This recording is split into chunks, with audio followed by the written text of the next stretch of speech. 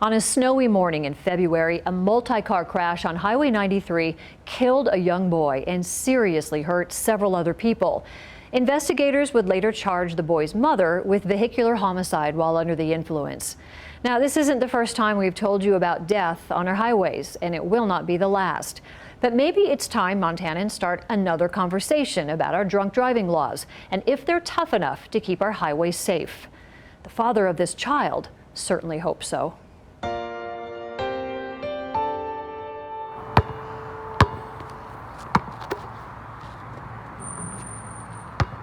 Daniel Beard loves spending time with his oldest son, Brecken. Nice. Capturing those special father and son moments on his cell phone while shooting hoops on a warm Montana day. You know, most of us have videos just like this on our phones. But these are moments that are never guaranteed. I got a call from an unknown number, and the lady on the other line said, "There's been a crash, and I need you to get down here. I've got your 2 kids in the car." And I knew right away that there was a problem because I have 3. And I had just asked her, "I have 3 kids. Where's Brecken?" And she said, "You just need to get down here." Brecken was killed in a car crash February 15th on Highway 93. It's a court case we'll be covering in the weeks and months to come. Oh, crap. You're fine. Stay up. But for now, this is the story of a child who deserves to be known as more than just another statistic in a state where crosses dot the sides of our highways, more than just a mention on the news, because losing Brecken is a loss for all of us. No way in my mind did I think that he was gone at that moment, but Most of the pictures and video Dan sent me for the story involve Brecken in basketball.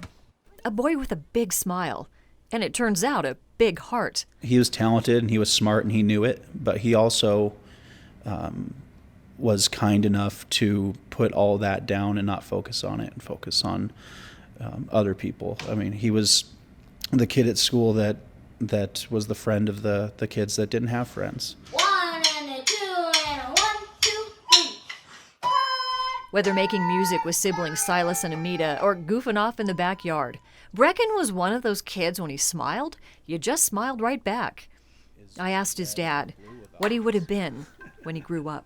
Oh! It's okay, you got off track.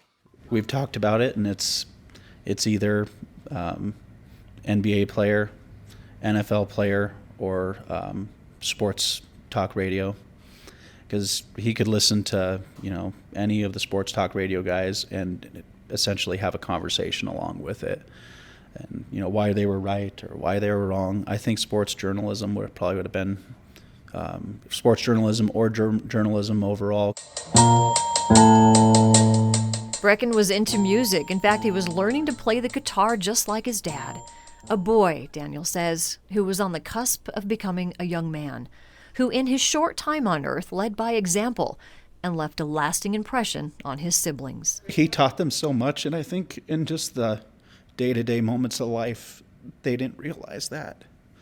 But as time goes on, they always remember moments with him, and they'll say, "Hey, I do this because Brecken taught me."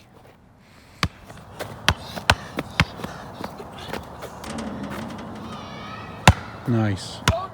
Now, this is just one case going through the courts right now, but there's a bigger picture here. The National Highway Traffic Safety Administration's data from 2018 puts Montana #1 in the country when it comes to drunk driving deaths. And when we're not #1, we're consistently in the top 5. So when does this become something we want to change? Since the legislature is in session right now, Daniel and his family are now working with Republican Representative Sharon Grief of Florence to write up legislation to toughen up the penalties. Representative Bill Mercer also has legislation that could be voted on this week. Although the last time he proposed it in 2019, it easily got through the House and Senate, but then was later vetoed by Governor Steve Bullock. And aside from what government can do about this, what about our own personal responsibility in Montana when it comes to drinking and driving? We will be talking about that to try to get some answers and maybe some solutions in the weeks ahead.